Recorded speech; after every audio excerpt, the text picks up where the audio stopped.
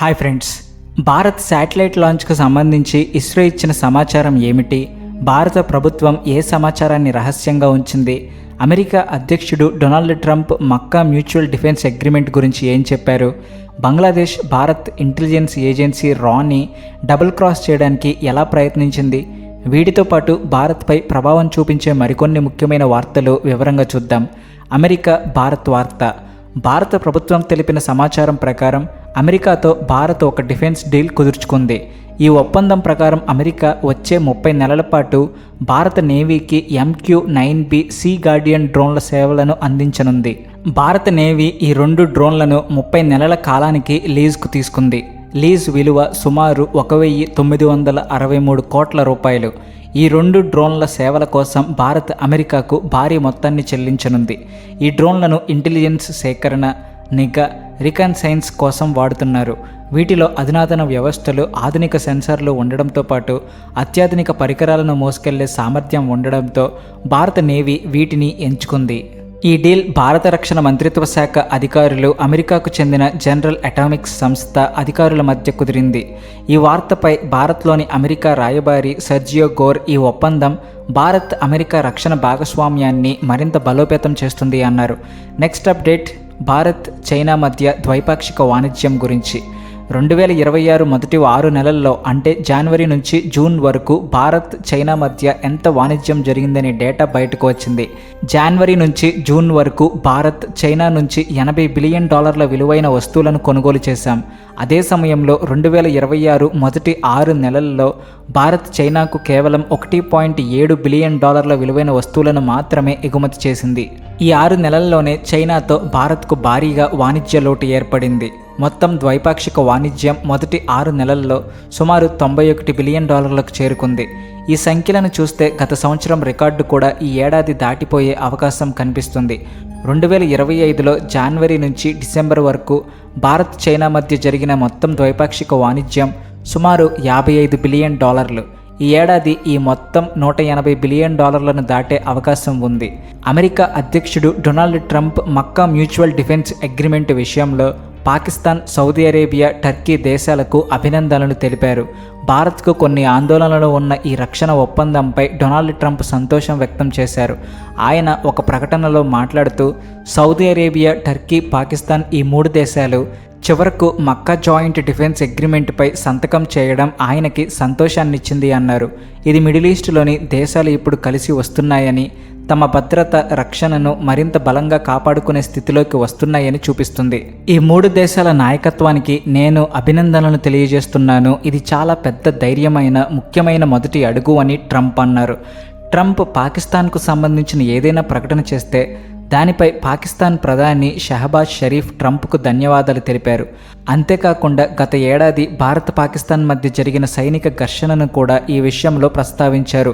షహబాజ్ షరీఫ్ మాట్లాడుతూ Mecca joint defence agreement కుదరడాన్ని Donald Trump సమర్థించినందుకు ఆయనకు హృదయపూర్వకంగా ధన్యవాదాలు తెలిపారు. సౌదీ అరేబియా, టర్కీతో కలిసి పాకిస్తాన్ తన దేశంతో పాటు మొత్తం ప్రాంతం భద్రత, రక్షణను కాపాడడంలో నిర్మాణాత్మక పాత్ర పోషిస్తుందన్నారు. డొనాల్డ్ ట్రంప్ ధైర్యమైన, నిర్ణయాత్మక నాయకత్వాన్ని మరోసారి ప్రశంసిస్తున్నానని షహబాజ్ షరీఫ్ అన్నారు. ఆయన నాయకత్వం దక్షిణాసియాలో అణు విపత్తు సంభవించకుండా అడ్డుకోవడంలో సహాయపడిందని, లక్షలాది మంది ప్రాణాలను కాపాడిందని చెప్పారు. దీర్ఘకాలిక, శాశ్వతమైన శాంతి తమ ప్రజల ఉజ్వలమైన, అభివృద్ధి చెందిన భవిష్యత్తుకు అత్యంత అవసరమని అన్నారు. జపాన్ రక్షణ మంత్రి షింజిరో కొయిజుమి ఆగస్టు 20న భారత్ పర్యటనకు రానున్నట్లు వార్తలు వస్తున్నాయి. భారత్, జపాన్ మధ్య రక్షణ సంబంధాలను మరింత బలోపేతం చేసేందుకు ఈ పర్యటనలో కొన్ని ముఖ్యమైన రక్షణ ఒప్పందాలు కుదిరే అవకాశం ఉంది. ఇప్పుడు భారత్, జపాన్ కలిసి ఏ రక్షణ ఒప్పందాలు కుదుర్చుకుంటాయో చూడాలి. మరో ఆసక్తికరమైన వార్త ఏమిటంటే, భారత రక్షణ కార్యదర్శి రాజేష్ కుమార్ సింగ్ ఆర్మేనియా పర్యటనకు వెళ్లారు. రక్షణ మంత్రిత్వ శాఖలో రక్షణ కార్యదర్శి అత్యున్నత స్థాయి అధికారిక పదవుల్లో ఒకటి. సాధారణంగా ముందుగా వెళ్లి రక్షణ ఒప్పందాలకు సంబంధించిన చర్చలను పూర్తి చేసి వాటికి సంబంధించిన ప్రణాళికను సిద్ధం చేస్తారు. ఆ తర్వాత మంత్రిత్వ శాఖ స్థాయి సమావేశాల్లో ఆ రక్షణ ఒప్పందాలను తుది దశకు తీసుకెళ్లి సంతకం చేస్తారు. అందువల్ల రక్షణ కార్యదర్శి రాజేష్ కుమార్ సింగ్ ఆర్మేనియాకు ఎలాంటి ఆయుధాలను అందించే ప్రతిపాదన చేస్తారనేది ఆసక్తికరంగా మారింది. భవిష్యత్తులో అర్మేనియా వాటిని అజర్బైజాన్కు వ్యతిరేకంగా ఉపయోగించే అవకాశం కూడా ఉంది. భారత్ అనుమతి తర్వాత భారత్లోని ఆఫ్ఘనిస్తాన్ రాయబార కార్యాలయంలో ఘనంగా విక్టరీ డే వేడుకలు నిర్వహించారు. ఈ కార్యక్రమంలో భారత్కు ప్రాతినిధ్యం వహించేందుకు విదేశాంగ మంత్రిత్వ శాఖకు చెందిన జాయింట్ సెక్రటరీ ఆనంద్ ప్రకాష్ హాజరయ్యారు. భారత్ ఈ కార్యక్రమం కోసం ఆహ్వానాన్ని అంగీకరించి అందులో పాల్గొంది. భారత్తో పాటు Russia, China, Iraq, Qatar, UAE, పాలస్తీనా, నైజర్, ఒమన్, మంగోలియా, సెర్బియా దేశాలకు చెందిన రాయబారులు, దౌత్యవేత్తలు కూడా తాలిబాన్ నిర్వహించిన ఆఫ్ఘనిస్తాన్ విక్టరీ డే వేడుకల్లో పాల్గొన్నారు. ఈ జాబితాలో Iran, Pakistan, Saudi Arabia, Turkey దేశాలు లేవు. ఇటీవల మక్కా మ్యూచువల్ డిఫెన్స్ అగ్రిమెంట్పై సంతకం చేసిన విదేశాల్లో ఇవి ఉన్నాయి. ఈ దేశాలను తాలిబాన్ ఆహ్వానించలేదా, లేక ఆహ్వానం వచ్చినప్పటికీ వారు కార్యక్రమానికి హాజరు కాలేదా తెలియలేదు. భారత్ అంతరిక్ష సంస్థ ఇస్రో ఇటీవల వరుసగా కొన్ని ప్రయోగాల్లో విఫలమైంది. దీని కారణంగా భారత్ స్వదేశీ GPS వ్యవస్థ నావిక్ ప్రస్తుతం పూర్తి స్థాయిలో పనిచేయలేకపోయింది. ఇస్రో ప్రకటించిన ప్రకారం వచ్చే నెల మొదటి వారంలో NVS-03 అనే నావిగేషన్ ఉపగ్రహాన్ని శ్రీహరికోట అంతరిక్ష కేంద్రం నుంచి ప్రయోగించేందుకు సిద్ధమవుతుంది. నావిగేషన్ వ్యవస్థలో భాగంగా ఉంటుంది. మొదటి వారంలో ప్రయోగానికి అవకాశం ఉంది. ఖచ్చితమైన తేదీని మరికొన్ని రోజుల్లో ప్రకటించనున్నారు. ప్రస్తుతం ఈ NVS-03 ఉపగ్రహ ప్రయోగం ఇస్రోకు చాలా కీలకంగా ముఖ్యమైనదిగా భావిస్తున్నారు. ఎందుకంటే ఈ ఏడాది ఇప్పటి వరకు ఇస్రో ఒక్క విజయవంతమైన ప్రయోగం కూడా చేయలేదు. భారత అంతరిక్ష సంస్థ ఇస్రో ప్రకారం నావిక్ కోసం మరింత ఆధునికమైన అప్గ్రేడ్ చేసిన రెండో తరం ఉపగ్రహాలను ప్రయోగించేందుకు ప్రణాళికలు సిద్ధం చేస్తున్నారు. అయితే ఇటీవల ఇస్రోకు చెందిన PSLV రాకెట్ ప్రయోగాల్లో కొన్ని విఫలమవ్వడం వల్ల కొత్త ఉపగ్రహాల ప్రయోగాల టైంలైన్ ప్రభావితమై వరుసగా ఆలస్యాలు జరుగుతున్నాయి. భారత్కు సొంత GPS తరహా నావిగేషన్ వ్యవస్థ ఉండడం ఎంత ముఖ్యమో కార్గిల్ యుద్ధ సమయంలోనే మనం అనుభవించాం. నావిక్ కేవలం మొబైల్ నావిగేషన్ కోసం మాత్రమే కాదు, రక్షణ వ్యూహాత్మక అవసరాలకు కూడా చాలా ముఖ్యమైనది. భారత్ క్షిపణుల మార్గదర్శక వ్యవస్థలు, సైనిక కార్యకలాపాలు, నేవీ నౌకల నావిగేషన్, నిఘా వ్యవస్థలకు ఖచ్చితమైన లొకేషన్ సమాచారం చాలా అవసరం. యుద్ధ సమయంలో నావిక్ వ్యవస్థ బలహీనపడినా లేదా ఉపగ్రహాలు పనిచేయకపోయినా అత్యంత ఖచ్చితమైన లొకేషన్ సమాచారం కోసం భారత్ మళ్ళీ విదేశీ నావిగేషన్ వ్యవస్థలపై ఆధారపడాల్సి రావచ్చు. యుద్ధం లేదా ఘర్షణ పరిస్థితుల్లో ఈ ఆధారపడడం ఒక వ్యూహాత్మక ప్రమాదంగా మారవచ్చు.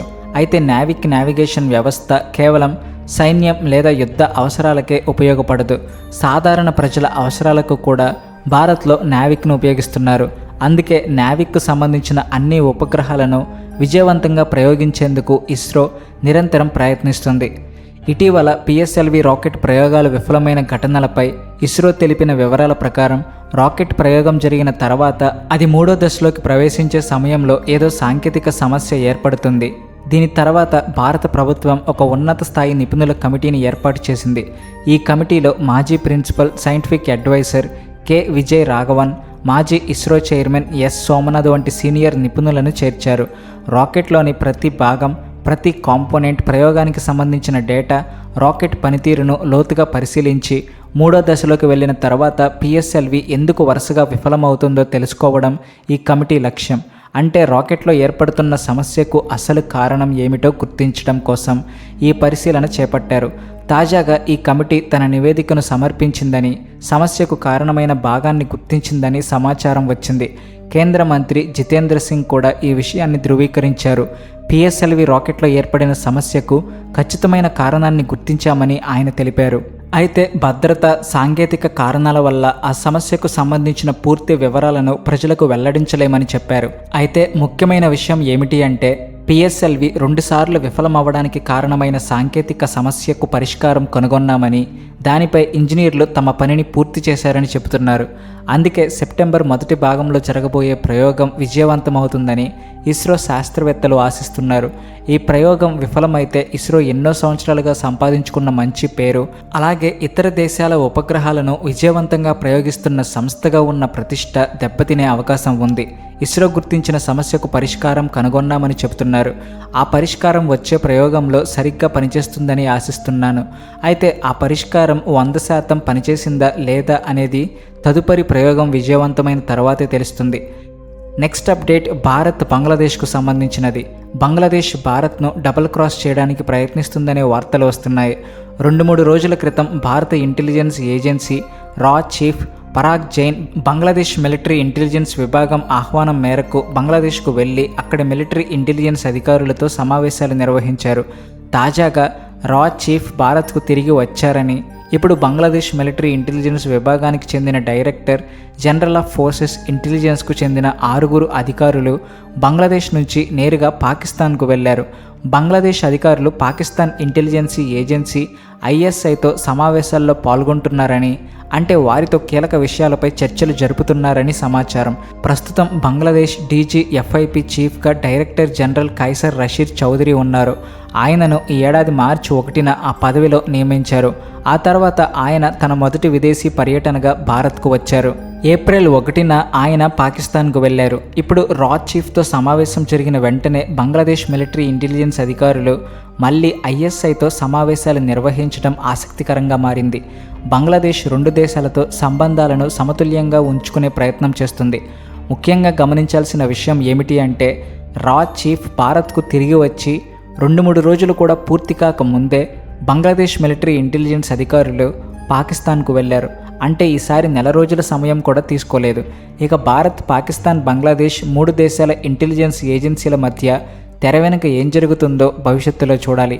అయితే ఈ 3 దేశాల మధ్య బ్యాక్డోర్ దౌత్య మార్గాలు, రహస్య చర్చలు చురుకుగా కొనసాగుతున్నట్లు తెలుస్తుంది. ఇవి ఇప్పటి లేటెస్ట్ అప్డేట్స్. మరిన్ని ముఖ్యమైన వార్తలు తెలుసుకోవాలంటే ముందుగా ఈ వీడియోని లైక్ చేసి కామెంట్ చేయండి, షేర్ చేయండి. అలాగే మా ఛానల్కి సబ్స్క్రైబ్ చేసుకోండి. ధన్యవాదములు.